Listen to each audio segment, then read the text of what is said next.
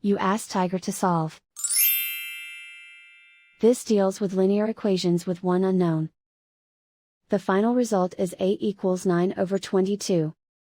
Let's solve it step by step. Simplify the expression. Simplify the arithmetic.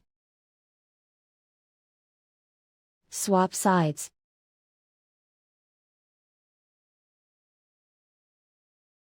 Group all constants on the right side of the equation. Add 11 to both sides. Simplify the arithmetic.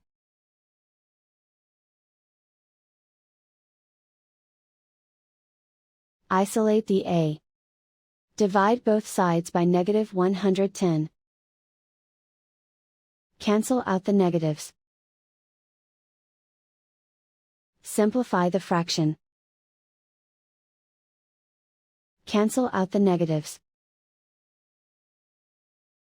Find the greatest common factor of the numerator and denominator.